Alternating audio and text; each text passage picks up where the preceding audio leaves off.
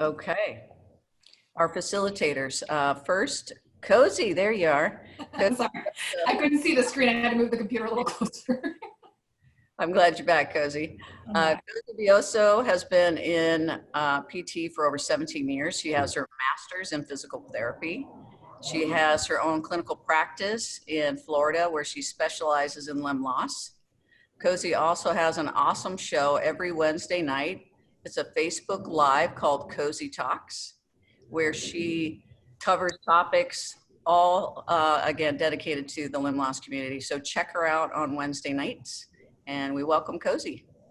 Thank you. I am really happy to be here. I'd like to see some familiar faces in the chat box too. Our other speaker tonight is Greg Menino.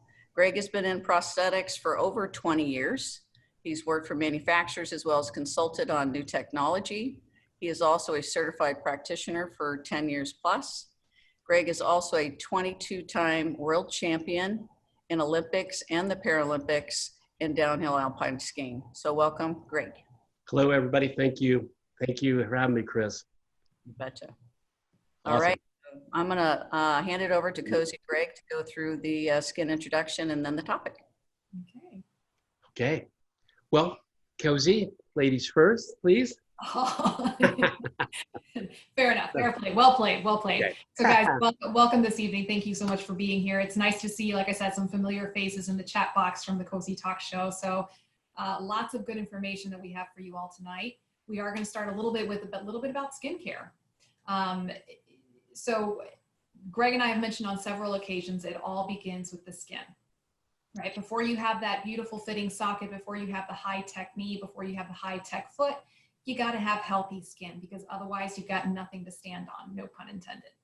And for me, I've said this on many occasions, for the 17 plus years that I've been working as a physical therapist and even longer in healthcare, there were never any real products that were available that were specially made for amputees, for diabetics, for their skin and management. So this whole system, the VitalFit system, has been a game changer, I know, for me in my own practice and what I can recommend to my patients in my practice and on my show, because of the fact that it helps with problems with sweat, problems with friction, problems with odor in the socket. A lot of these problems that we're really dealing with a lot now in the summertime all across the nation. So this system really helps keep the skin healthy. And if you have healthy skin, you're going to have less incidence of breakdown, less incidence of rashes, less incidence of just issues with your skin. And also, I always like to mention, for those of you who are still managing, obviously, your diabetes and your other issues in your body that are affecting your skin on your sound limb, these products are really good for keeping the skin on the sound limb all around your body, all across your body, healthy, nice and healthy. And I know Greg is a huge fan because he uses the products himself. I'm not an amputee, but I use the products myself because it does keep my skin healthy. And I'm going to let Greg tell you a little bit more about his experience as a prosthetist and as a user as well. Great.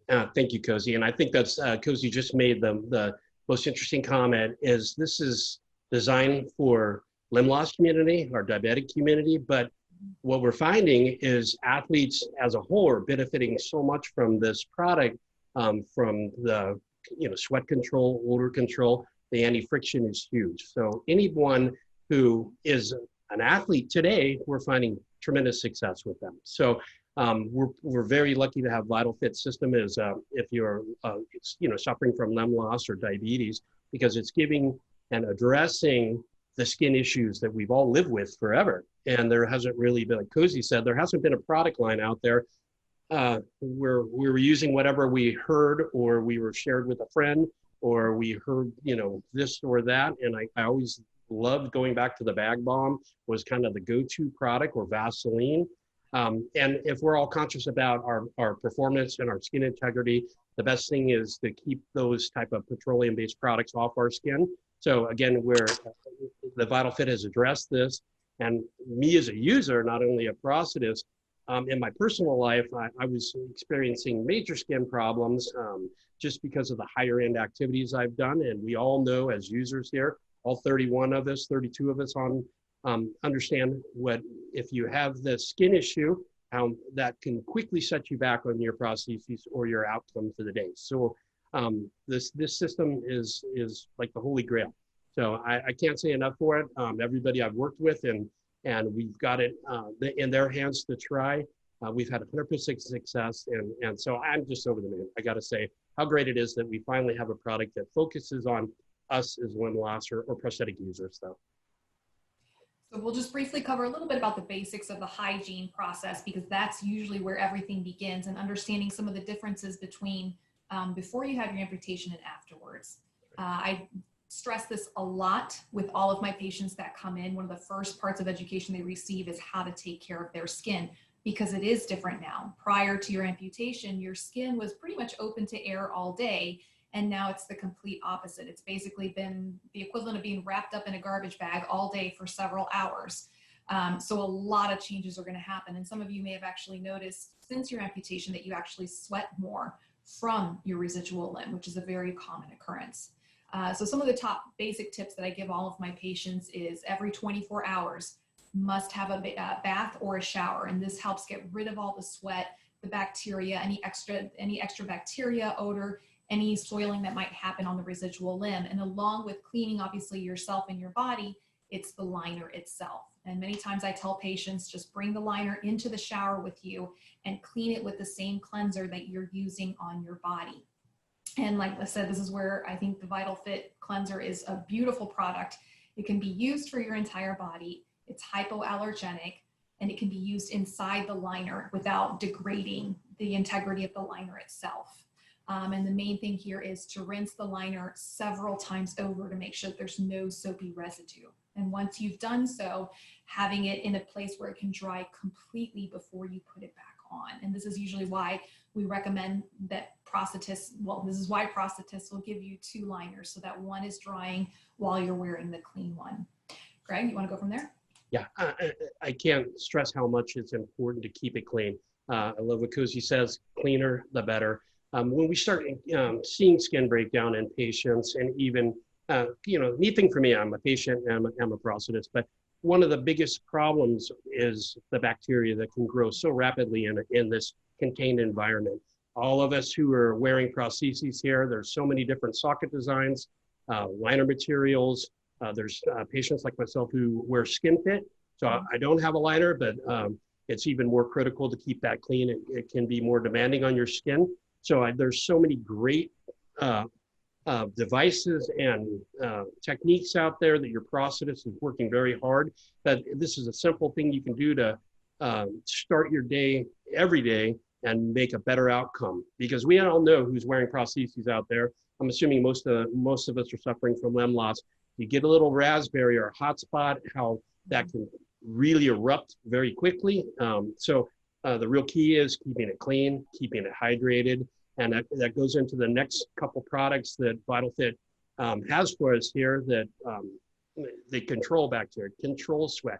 Because right now, reading all the attendees' questions, it's hot in America right now. It's hot around the world. So in these summer months, we all suffer from sweat, which is probably one of the hardest things for the patients I work with, and even myself, is you sweat, you lose suction, you lose containment. So you're out there redonning your prostheses during the day, and that's just kind of an inconvenience, but we have a solution for that with keeping it clean with the cleanser, with using the moisturizers to reduce, and the liquid powder to reduce the sweat, which is huge for us. So, and friction is probably one of the killers for most people. As soon as you start doing repetitive sports or walking, and it's not only with sport-based amputees, it's just about any activity. If we just go walk 1 or 2 miles a day, what that can translate to your skin integrity. So using this system, you'll have a much better outcome by keeping your skin healthy. And that's where it starts. Like Cosi said, healthy skin, you have a better outcome daily. And we all know if we get erupted in our prosthetic use daily from a skin breakdown or a hot spot, it's a huge inconvenience. So again, it's a simple process to get your optimum outcome. And then I'll say on a final note, because I think last week was funny, I was chatting with a colleague and they said, it sounds like you really like the VitalFit system. And I said, yes, because of all the things that I recommend to patients, whether it's knee componentry, feet, suspension systems, sockets, usually I have to make several recommendations for people to try out different things. When it comes to the skincare, this is pretty much the only thing I recommend at this point. I do have patients that come in and they say, well, I've tried this and that and the other from the drugstore and it works for me, and that's great. And then I recommend usually one piece from this product line. This is one of those rare systems that it works for a wide variety of individuals. And all the patients I've recommended it to have had success with these products. So it's a safe product that I like to recommend and tell people, okay, give this a try. There's several to choose from. You can use it as a complete system. You can use individual products for whatever your needs might be. So this is one of those rare products that I can make a blanket recommendation to the community as a whole to give it a try.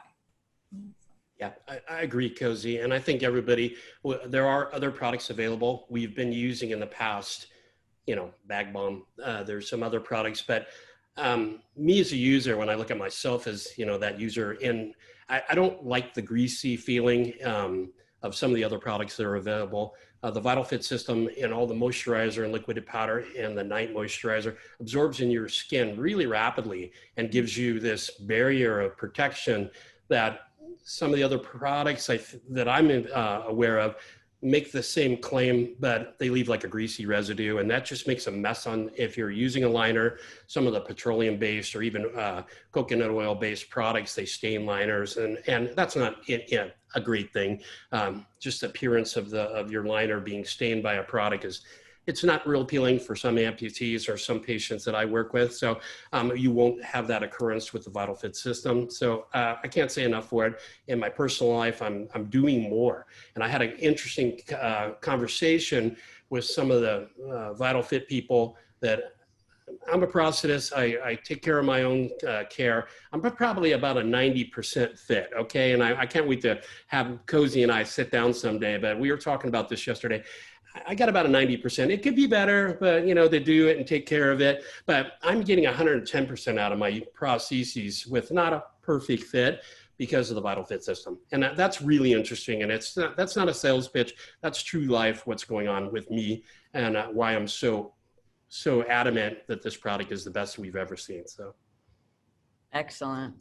Well, thank you, Cosi and Greg. I'd like to take a break and have, not that you're not fun, we're going to give away a VitalFit starter kit. It's the 4-pack with a generous portion in each: the cleanser, the night, the day moisturizer, and the liquid powder. So Paul is going to put on the screen a question, and if you wouldn't mind please answering it in the chat box, and we are going to draw a winner for a starter kit. How did you hear about this VitalFit webinar? got to be fast with the gun, people. Oh my gosh, that was fast. Look at them go. Boom, boom, boom.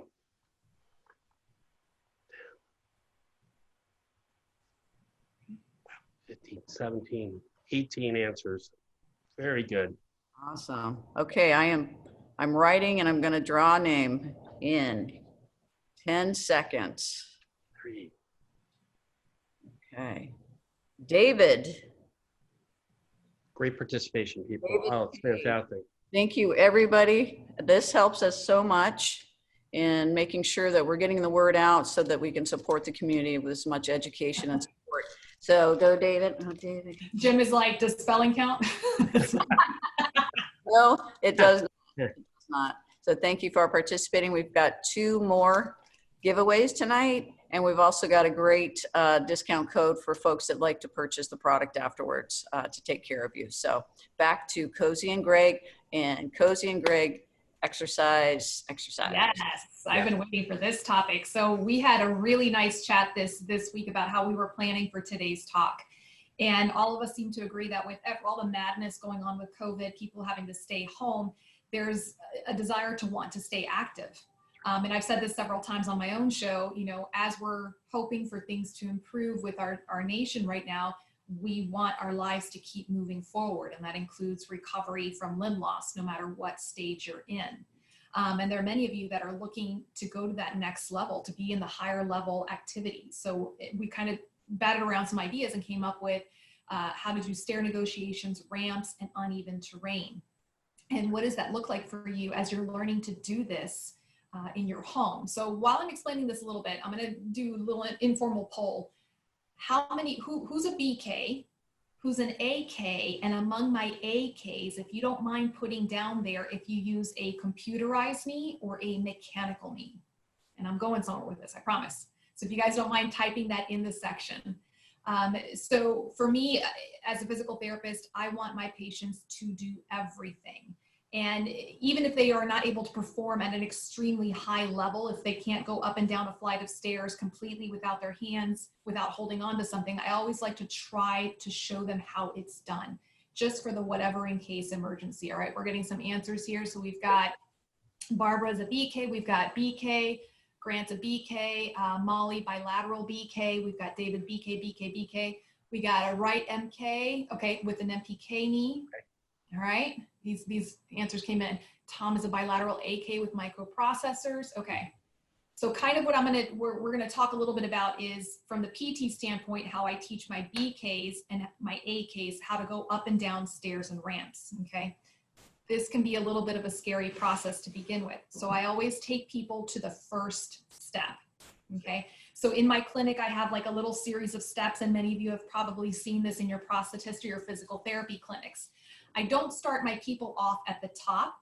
I just start them off at the bottom step. It takes the fear out of it, and it also allows you to gain that confidence and that ability to see how is it that your feet work.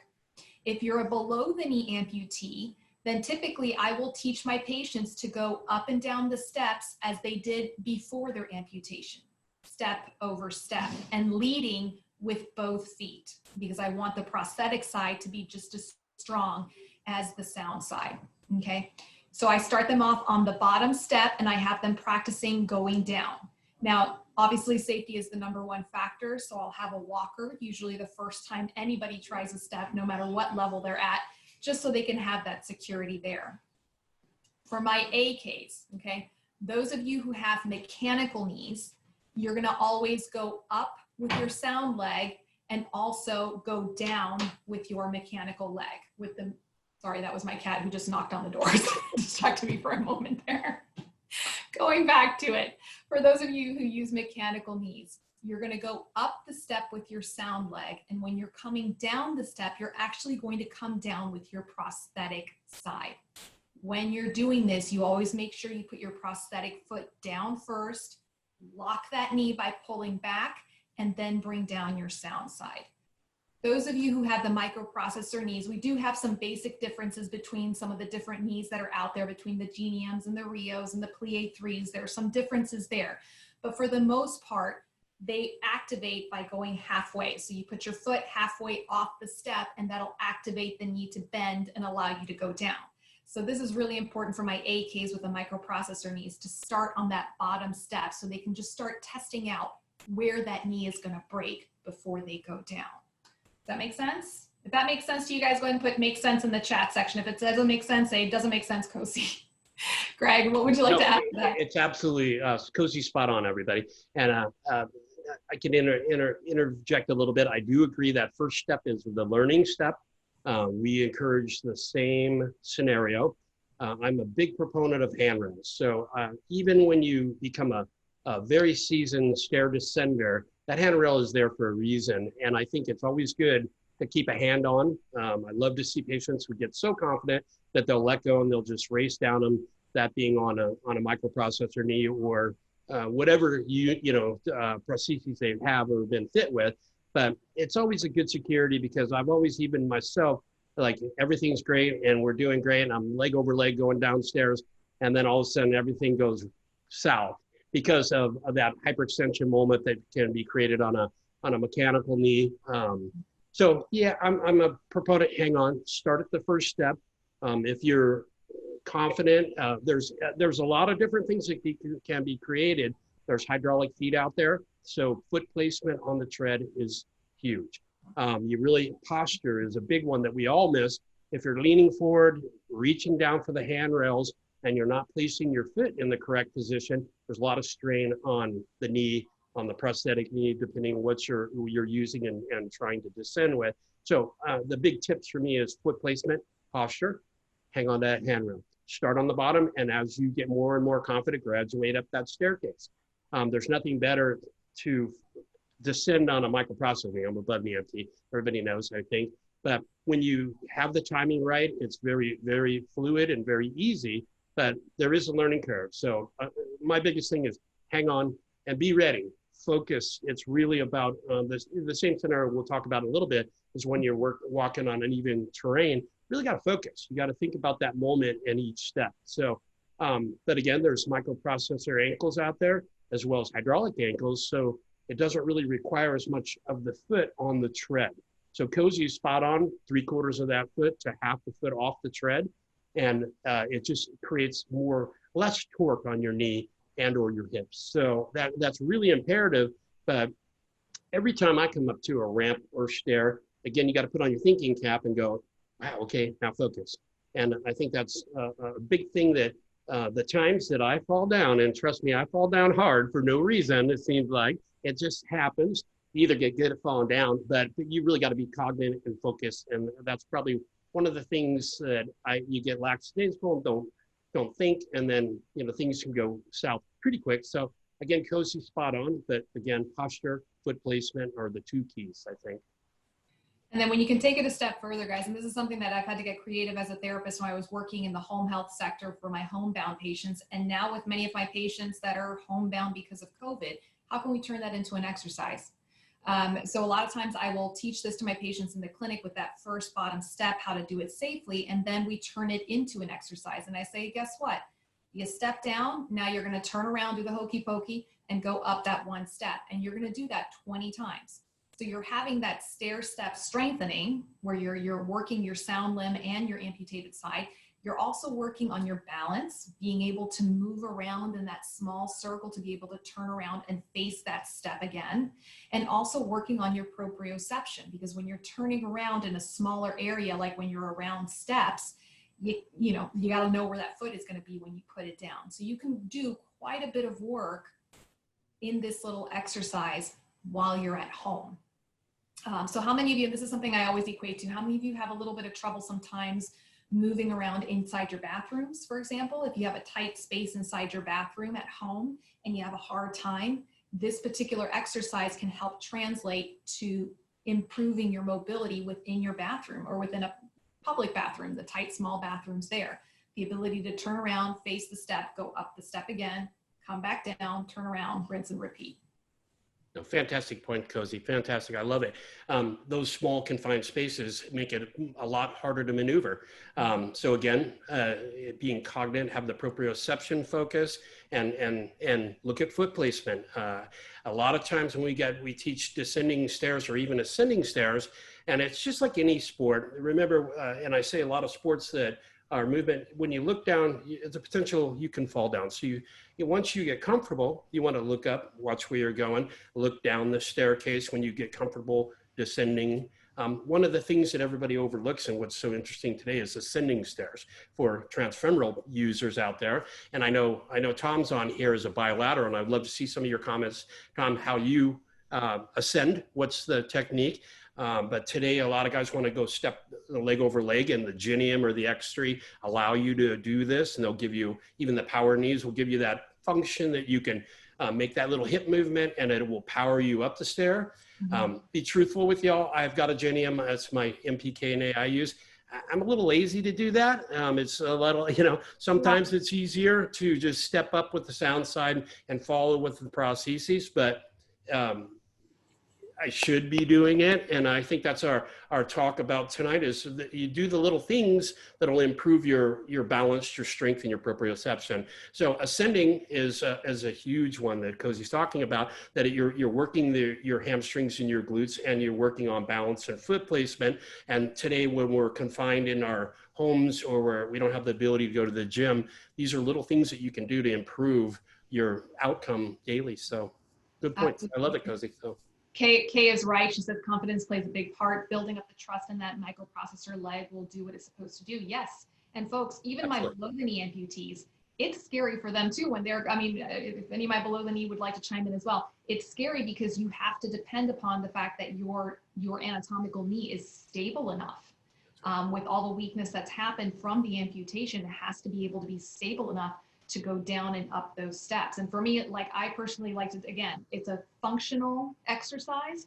And also I like to use it as a strengthening exercise. This is wonderful for the quads and the hamstrings and the glutes, just going up the steps and down the steps. Let's see, there was another comment in there. David asks, how resilient to water showers are our prosthetic legs? Do the parts get rusty or materials get weakened? So David, I have a short answer, and I'm sure Greg is going to have a more in-depth answer. For me, I always check the manufacturer's labels, and as well as checking with the prosthetist. There are certain knees and feet out there that are water resistant or waterproof. And I'm always very careful, especially here in Florida. People like to be in the pools. People like to go to their beach. People like to take their leg in the shower to make sure that these components that they have will resist this. Regardless, even if you have the most water resistant knee or foot, whenever you come out of an environment like the beach or the chlorinated water in a pool, you need to rinse it off to keep the integrity of the system. But yes, there are certain components that are not meant to be in the shower. And again, this is where you really need to grill your prosthetist and read those manufacturer specs to make sure that you're not damaging any of your components. So Greg, I know you've got more to add for that. Right, and I think Cosi has it spot on. So a lot of our topic today, what we discussed this week, is understanding what your prostheses can do and understanding the functions of it. So with that question, I think the biggest thing that I revert back to, you want to keep your skin clean. So if you're going in the shower with your prostheses on for stability, I think you really want to think about removing it and cleaning the liner, cleaning the socket, cleaning your skin. And that's where the VitalFit system comes in. And that's what the basis of the skin integrity and performance is. Now, prostheses today, there's waterproof microprocessor knees. A lot of manufacturers today are water resistant or waterproof. My take on it, I have a beach leg because the last thing I want to do is go hopping into the surf. And I rather see my patients have a water prosthesis because hopping is not a good thing for your overall sound knee or your hips. And I did it for years and I pay for it now as an older man.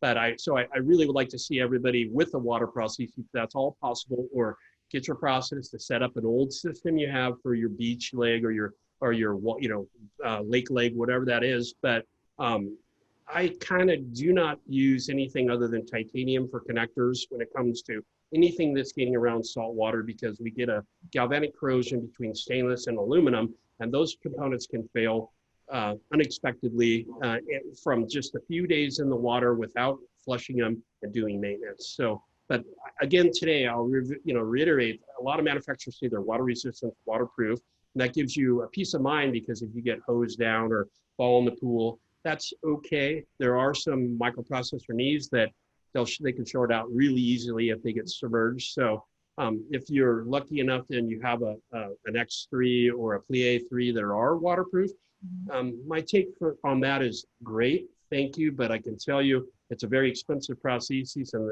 I'd be the last one to recommend taking them in the water. Let's get you something set up that it's not so high tech that you're gonna, tear up your everyday, limb that you ambulate daily on. So, but they will get rusty. They will get galvanic corrosion. So you do have to do maintenance. It's just like if you're a boater and you have your ski boat in the salt water, you flush your engine, you flush your components. So you have to be, again, and I think I've said this in earlier webinars, you're driving this prosthesis, you're living the life as the user. So you've got to really be cognizant of keeping it maintenance, keeping it clean if it's been in salt. And then it comes back to the best performance is keeping your skin integrity healthy. So, so that's my 2 cents on it. But I don't think you should be super alarmed if you get a little wet here and there, because the last thing we want as an amputee is to have to take off the prosthesis and hop into the ocean or hop into the lake. It's so nice to be able to just walk in there like everybody else. So in a perfect world, we have water prostheses for everyone, but again, even in fresh water, I'm a Coloradan, and even that water, I maintenance my systems. So I saw the funniest little clip on Facebook. Somebody was spraying suntan lotion on their sound side and WD-40 on their prostheses, and I was like, that's so cute. But that will preserve the products and preserve your connectors. So, so yes. So I'm reading in the chat box too, to keep Yes. on going here. So Tom says that he's always gone leg over leg since having his first hydraulic needs. Timing, hand on the rail have always allowed me to manage stairs well. Tom, that is amazing because I have seen just how much energy expenditure my unilateral above the knee amputees have when they're going up and down stairs. So as a bilateral, bravo Yeah. to you, Tom. Tom, yeah, amazing walker, and I know Tom personally, and yeah, I'm in awe, my friend, and you keep up the good work. But it just goes to see you. Tom's in great shape. He's cognitive. He walks daily. I know that. I can probably say things that he's doing. I'm going to speculate on some stuff, but the basis of this of good walking is just going out and taking a walk a day. And I think even with our COVID problem today, if we just go out and take a 1 mile walk once a day, do the stair exercises, that's going to all help you with this downtime we have.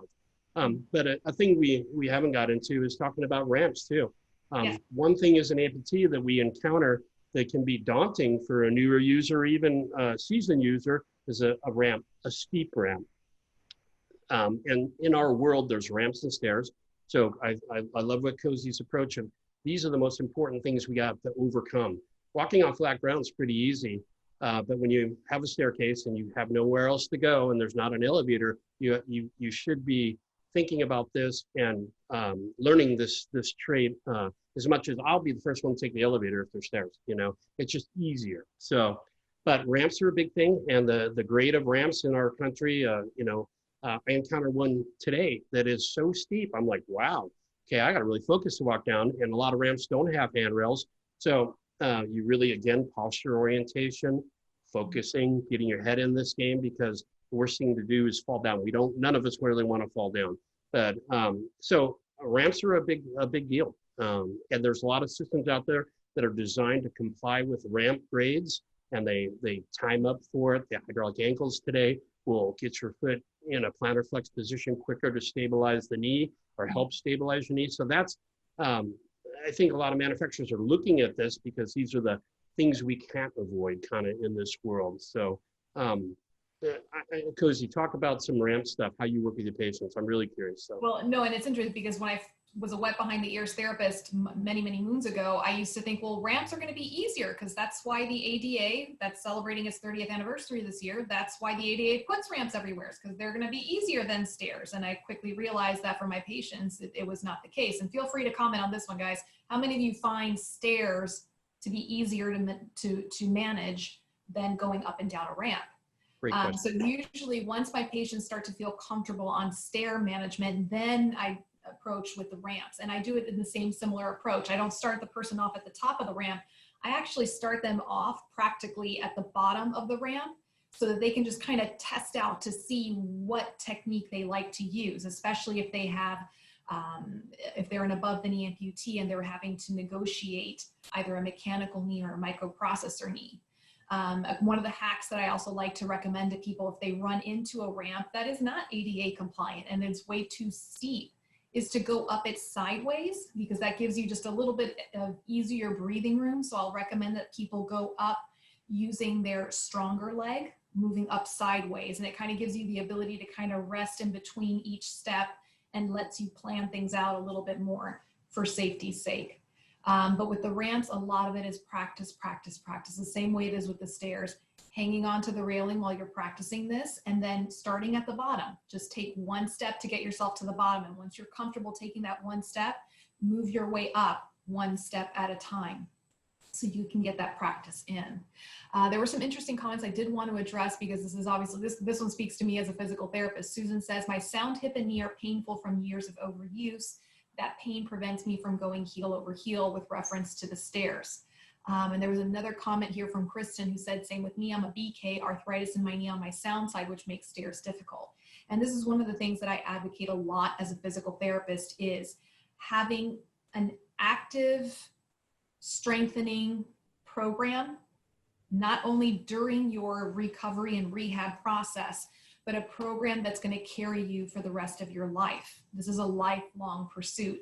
And even if you would not have had an amputation, as your bodies age, you need to do more upkeep and more maintenance. So staying active, learning how to do some of these higher level activities with good technique, with good form, the stairs, the ramps, doing these strengthening exercises can help either prevent some of these issues from settling in with arthritis on the sound side, or at least stem them and not make them quite as strong. So Susan, Kristen, things I would recommend to you is, have you seen a physical therapist? This is where the PT can really come into play to help you strengthen not only your sound side to protect those joints, but also strengthening the amputated side so that it can start to take more of the weight and more of the work involved. That's something I stress a lot with my patients, is working the confidence, the proprioception, the balance, the strengthening on the prosthetic side so that it can take the same amount of workload as the sound side. So Greg, I know you might have some. Yeah, Cosi's spot on. Everybody, Cosi is spot on. I think if you're suffering from limb loss, and if it's transtibial, transfemoral, doesn't matter, you have to be more active. You have to think about exercise daily. The stronger you are, the better you're going to do. The stronger you are, the better outcome you're going to provide for yourself. The better your skin is, the better outcome you're going to have. So these are all translated together. And in my personal life, I've been super active, and I see a lot of the comments here of pain, knee pain, descending. It's something that unfortunately we have to live with, and there's some supplements out there that support, cartilage and stuff. And I have a great references for that because I've had major injuries, but we all suffer from this, but it's even more imperative that you do your strength training, that you walk. And if it's painful to walk ramps or stairs, then just walk on flat ground. I think there's one of our topics here is uneven ground can be very difficult for some patients, but it really teaches you proprioception, foot placement, looking where you're, but again, it comes back to just what Cosi's saying is training and being active and doing your strength regimens are so imperative now that you've become an amputee. It keeps you healthier and you'll have a better outcome in the long term. The harder, it is just not for amputees or anybody with limb loss. If you get out of shape, it's a lot harder to perform. If you're an able-bodied athlete, it's harder to get back. So I totally concur with Cosi saying it's a strength regimen. You have to find that time of day to just get in and get those things done. So I'm huge about this strength stuff, and I read Tom's comments. I know he's strong, and I'm sure everybody reading comments, everybody has similar challenges out here when it comes to ramps and stairs. But one of the things I try to teach my patients too is a shorter step, maybe, and especially when you're descending ramps. Keep your feet under you a little bit, keep your feet apart a little bit. We teach a lot of skiing, and a really basis of skiing is that of walking. When your feet are real close together, especially in the uneven ground terrains or ramps, you're not as stable. So I always try to coach people, hey, keep your feet apart a little bit. And maybe it's a cowboy walk, but in these situations of uneven ground or steeper ramps, a shorter step, a little bit more a space between your feet will give you a little bit more stability. And we really teach that when it comes to alpine sports, is really get your feet apart. In the 70s, we kept our feet together, but in the 2000s here, we want a little bit wider gait, but that gives you stability. So, but on Cosi's point is strength is everything here, and we're missing a little bit more than some people. It's even more imperative to be in that weight room if you have the time, whenever they get open again. So I sure miss my weight room, I must say. But I'm looking at some other comments here. Go ahead on that, Cosi. Yep, we have a question from Kay that came in. She says, my prosthetist moved me from K3 to K3, K4 level. I'm working for that K4 level. Trying to do a lot of hiking up here in Alaska. There's a lot of streams and rivers to cross, which is a problem with an MPK knee. He suggested I move to a hydraulic knee so that I don't have to worry about water and battery life in the cold. I feel like I'm being moved down in leg quality. Any thoughts about either leg? Yes, Kay, I do. I would like a leg that I could change the resistance in the knee so that if I go down the steep mountain, I could shift the resistance myself. He says the hydraulic leg would do that for me, and I have some desire for the Genia. So, okay, a couple of things. A lot of people, they don't give the mechanical knees enough credit. And we really out there in the market, we have some amazing mechanical knees. Right. Back when I first started working, I mean, as little as 17 years ago, nobody had a microprocessor knee. Right. We basically had door hinges and more sophisticated door hinges with hydraulic systems in these knee. And they worked beautifully, even to the point that when some of these microprocessor knees became available to some of our young veterans in the military, they actually preferred to keep their mechanical knees because they felt more grounded with it. So to each their own. So Kay, my point is, don't see it as a downgrade.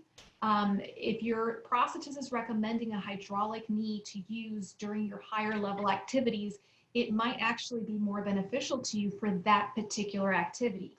I know my runners, for example, they'll do their daily walking with a Genium or a Rio or a microprocessor knee, but for their running, a lot of them use the Ottobock. Help me out here, Greg. Help me out. Mechanical, polycentric. Probably, yeah, there's all kinds of different ones out there. SR80. I always get the initials mixed up. But basically, they use the mechanical knee for their running activities. And I think Greg actually had a great hack that he was telling me about that he recommends a lot for his hikers. Well, yeah, if you're hiking uneven ground, one of the things that I use personally is trekking poles. You have two more contacts with the ground. And if you're on uneven terrain, it's just more stable. And you get a little upper body workout too when you're pushing off your trekking poles. So I always hike with poles. So that's one of the little hacks that I'm way more stable and I can descend ramps and hills and ascend a lot easier and with a lot more confidence. So anybody who's out there hiking, get yourself some trekking poles. You'll have a great result and you get a little bit of upper body workout too. On the microprocessor versus hydraulic knee or mechanical knee, I have a Genium and I have a KX06 from Blatchford.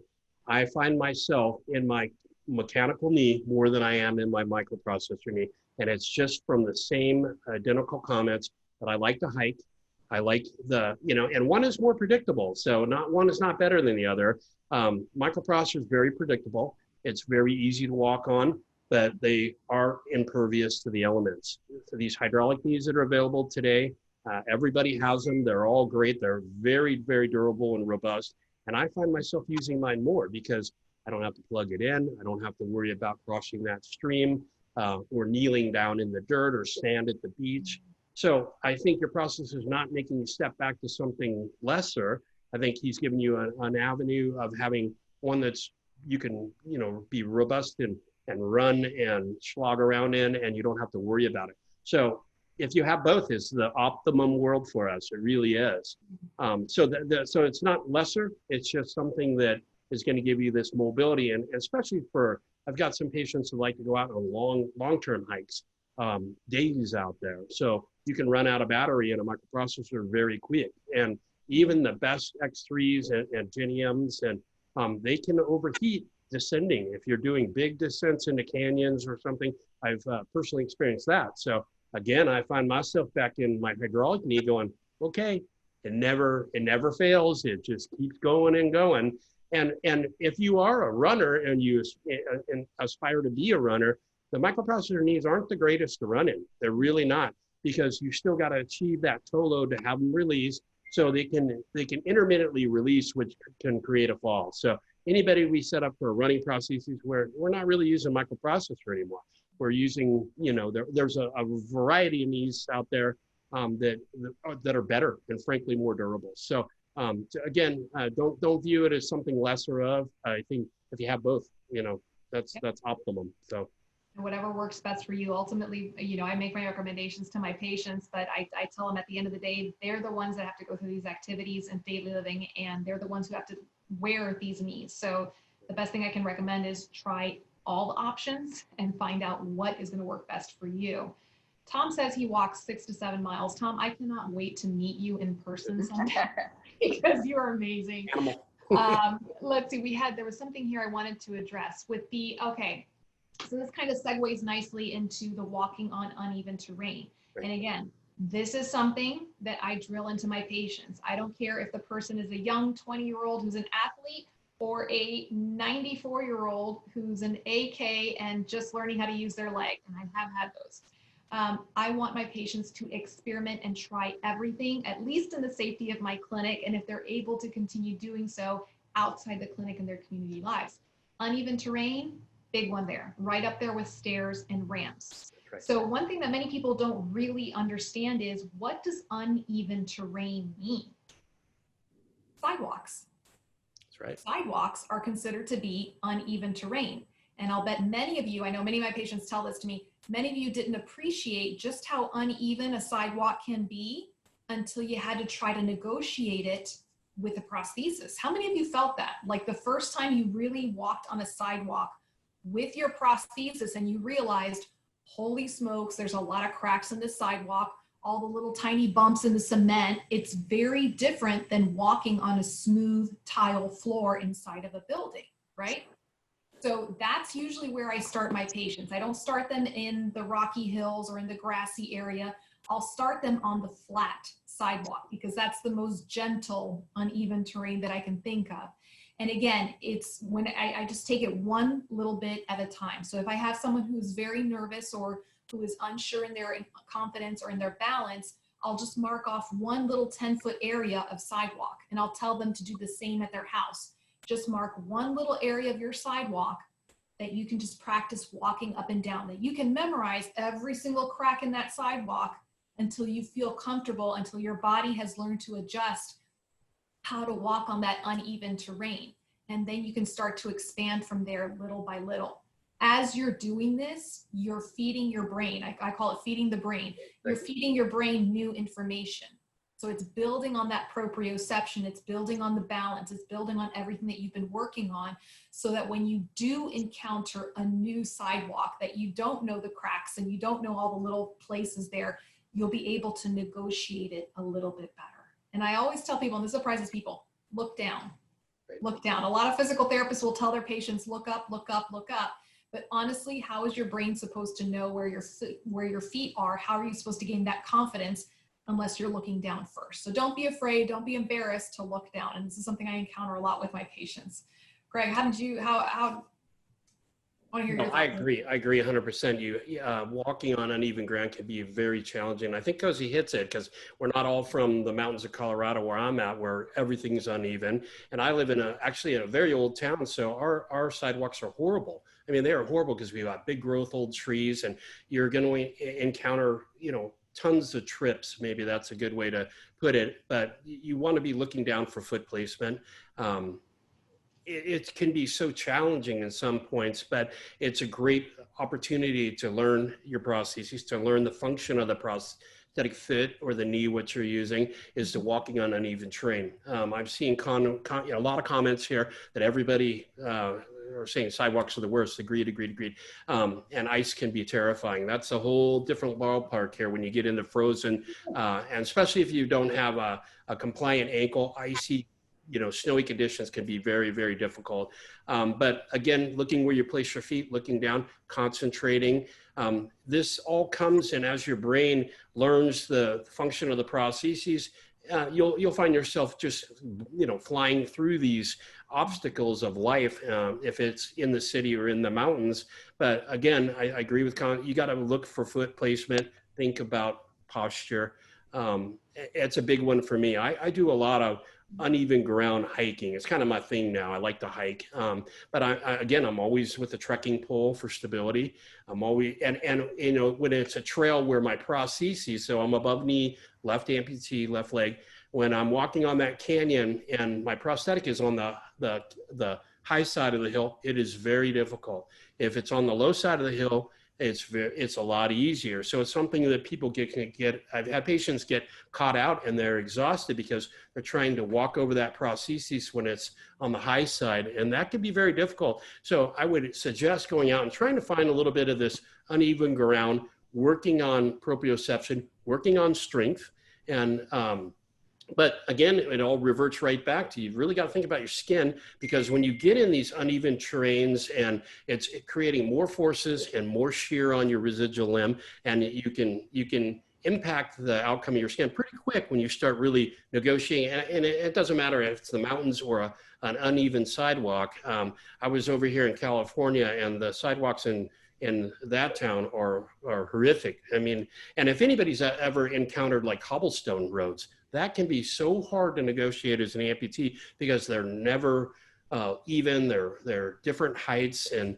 I've experienced a lot of that in Europe, and boy, talk about a real hard walking scenario when it shouldn't be that hard. So if we can prepare ourselves out there walking on a little bit of uneven terrain, uneven sidewalks, and be ready for this stuff we encounter in our world, and hopefully we'll be able to get out there and do it more here in the near future for everyone. But again, I keep going back to strength is key, proprioception is key, and challenge yourself in doing these things and hitting the weight room and get strong, because it's just going to make your outcome better. And then take care of your skin. You know, I think a lot of prosthetists and PTs like Cosi work very, very hard to see that you have the optimum system for you, and they've evaluated and they work hard to see your sockets correct and your alignments are correct.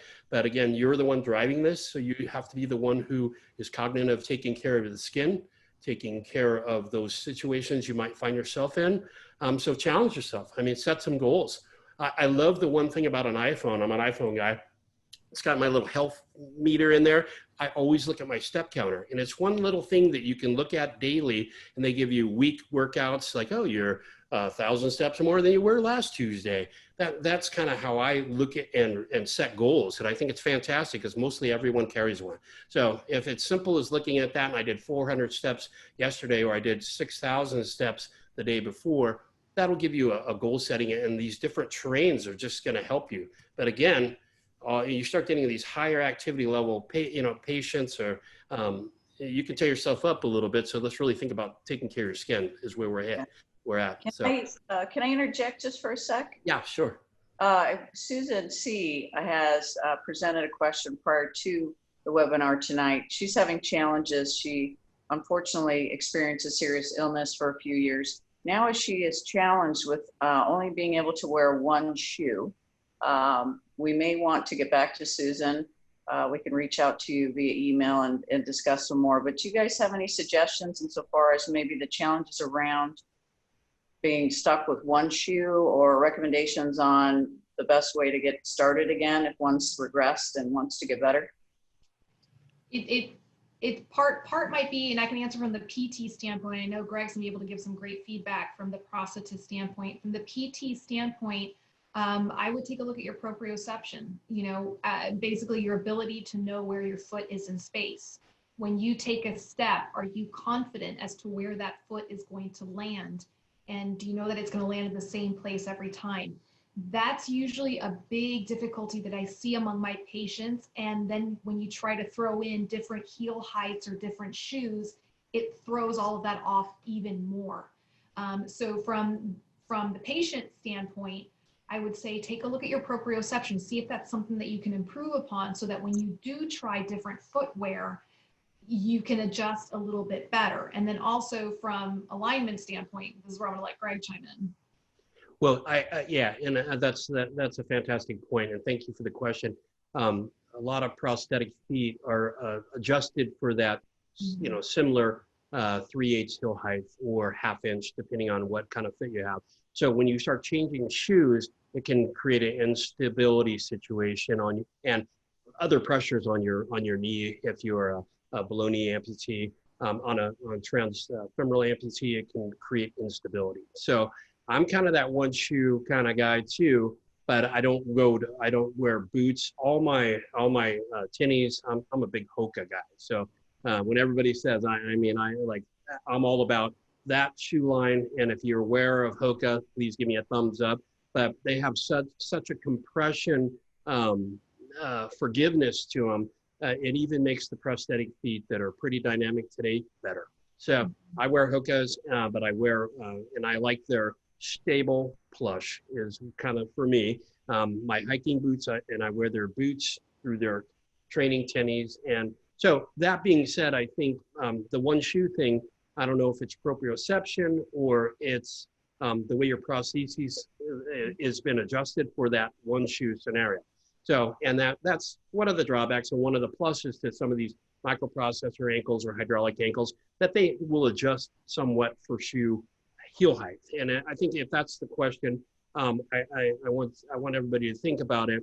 Find that shoe line that works best for you. And there's different models in some shoe lines that'll be probably the best. But if you're stuck in a croc every day, then maybe we need to have your prosthetist look at it and adjust it a little bit so you got a little bit more heel height availability if you want to go into some flats or pumps. And now there are some feet out or ankles out there that you can adjust the heel height for optimum alignment depending on heel height. So those are available. Talk to your prosthetist, talk to your PT about it. I know Cosi's, there's all kinds of them out there. And they're nice if you can tolerate the little bit of extra weight they provide, but they provide the excellence of, I can change shoe heights. But in my own case, I'm kind of a tinny wearer, and I have a funny story. Yesterday, I was with one of the VitalFit GM, and I have these flat, like no heel shoes on, and my systems are adjusted for, a pretty good 3/8, half-inch heel. And I about fell down right in front of somebody because I'm not optimally adjusted or set. So just be aware, but find that shoe line that works for you and maybe get a few different models in there. And again, I don't work for Hoka, but I think it's a fantastic shoe for amputees because it gives you some absorption from impact. And one of the problems that can create everything from, impact to the knee, to the hips, to your socket, and it can tear your skin up pretty good if we've got a pretty hard shoe that translates that impact of ground all the way up through the socket. So again, that tears up your skin pretty hard. So, but everybody's different, and I think we have to really think this through. So I see that Grant just put up my Royal Crow boot on my foot, and I have a lot of practice and adjustments with prostheses. So one thing on this topic, I try to deter patients from adjusting their own ankles because I know there's the people who will loosen screws up and change them for heel height. And if you've been shown appropriately and you're torqued and Loctited, I'm good with it. But just be aware, if you start playing that game, that you've been shown by your PT or process where it needs to be. And I've had guys reread red Loctite stuff because we don't want them doing that. But just being said, I think, what's your thoughts, Cosi, on it? I am very conservative, and probably because that's how I was taught. I was taught to keep my hands off the prosthesis. And I made a deal with the very first prosthetist I worked with. I promised I would not take a monkey wrench to his prosthesis, and he promised me that he wouldn't mess with my patient's gait pattern. So we had a great little understanding there. That being said, because I know there's a lot of people out there who's gonna be like, but I do it. I have occasionally a patient that, what Greg said, they have been taught by their prosthetist how to make the adjustment.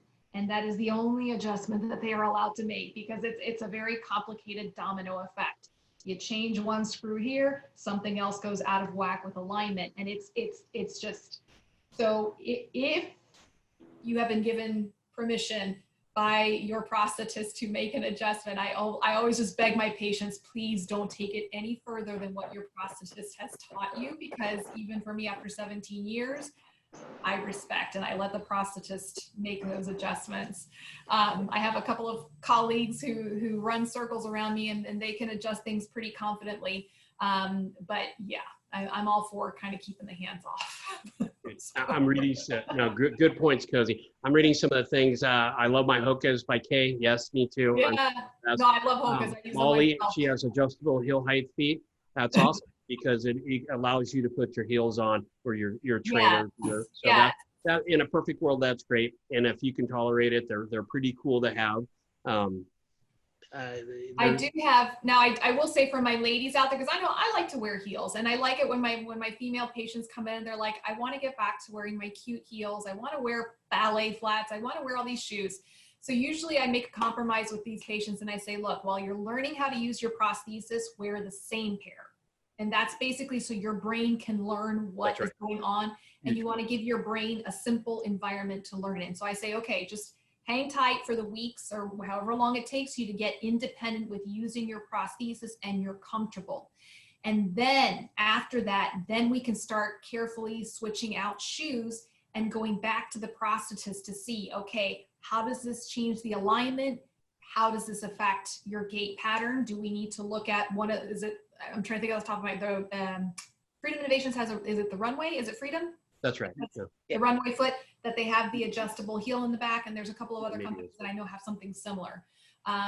So it is possible, ladies. And I know that there's a lot of hacks out there in terms of how to put on some of these shoes, how to get them to work. But definitely in the beginning, learning from the same pair. And again, going back to, was it Susan who originally gave us that question? Yes. Then I would really look at your proprioception and just see how you can kind of tighten up your skills there, so that when you do start switching out your shoes, you'll be able to compensate for that.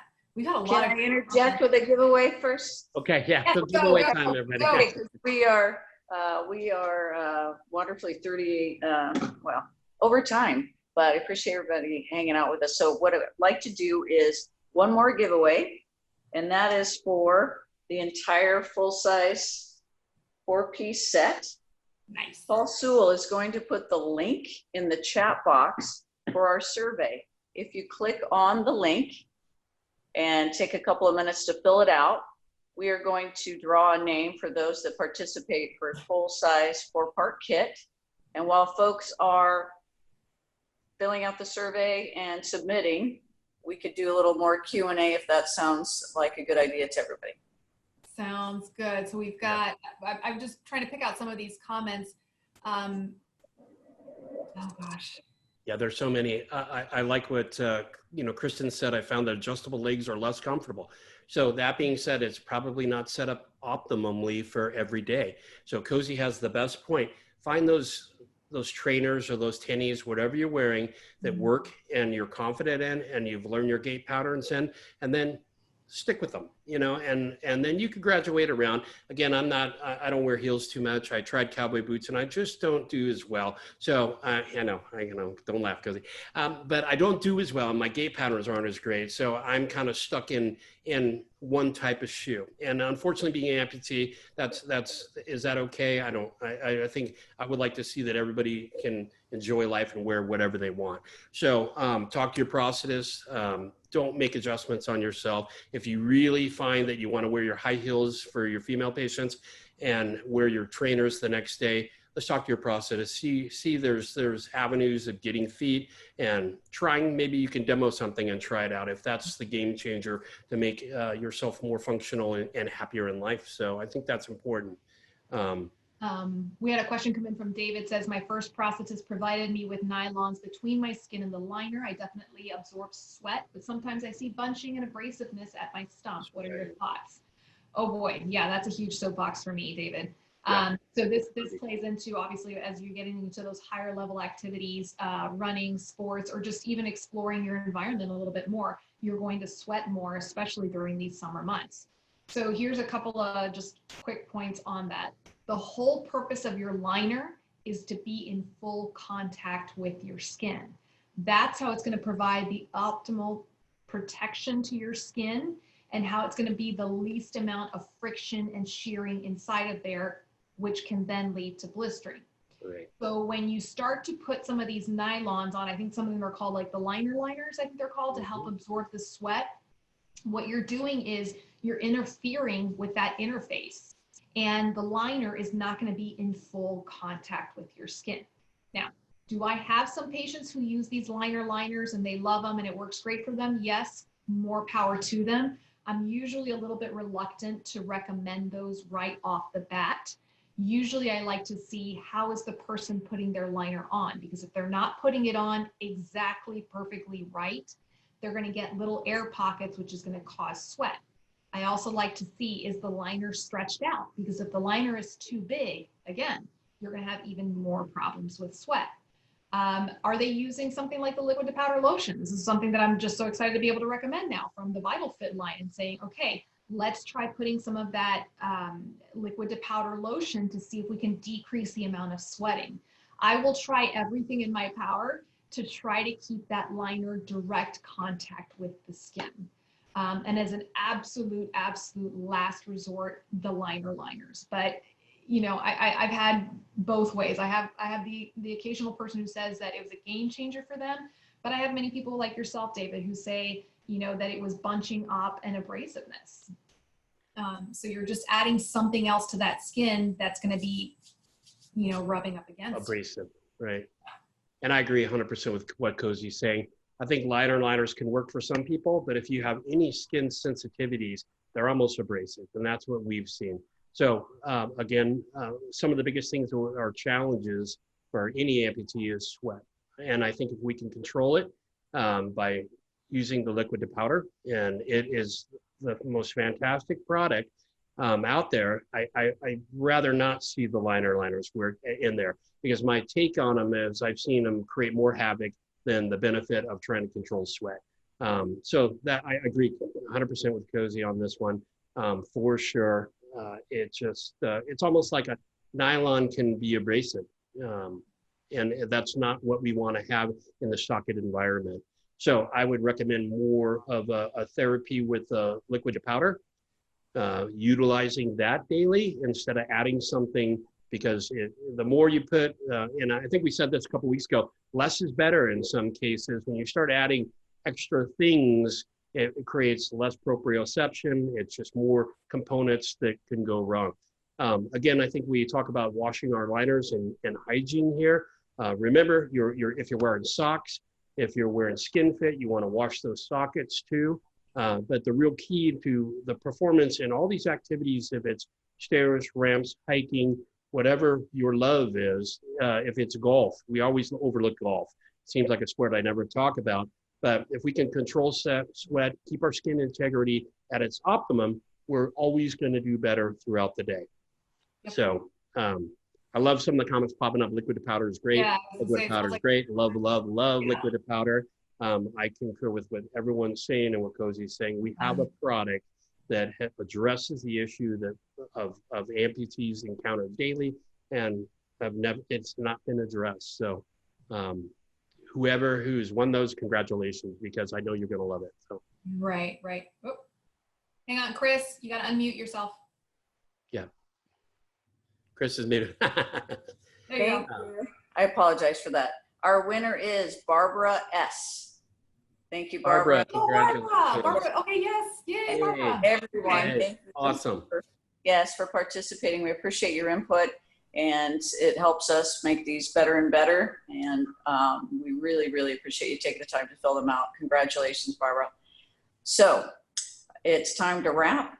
I'm excited to say we will continue the webinars for Tuesday nights. We will contact everyone in advance as to the next topic and date. Again, we really appreciate your support and time tonight. We hope you found this valuable. Please come back with more questions, and we'll do everything we can to answer those for you. Paul's going to go ahead and put the coupon code and the last slide, which has my email information, which you can contact me, please, if you're a winner, and I will be happy to send you your gifts. This is the 20% off your next order. And this is through the 31st. Awesome. And the last one is going to be my email address, nice and big there. You can reach out to us on Facebook, Instagram. Please email me. We're here for you. We want to support you, as does Cosi and Greg. So if we can do anything that might help, let us know. And we look forward to seeing you all again. Thank you again, Cosi. Thank you again, Greg. Appreciate you. Thank you, everybody, for showing up. And thanks for all the great questions. And stay hydrated, everyone. Take care of your skin. Sounds good. Thank you guys for joining us this evening. And if you want to jump in tomorrow night, 8:30 p.m. on the Cosi Talks Facebook page. Awesome. Thank you, Cosi. Thanks, Chris. Thanks, everybody. Bye.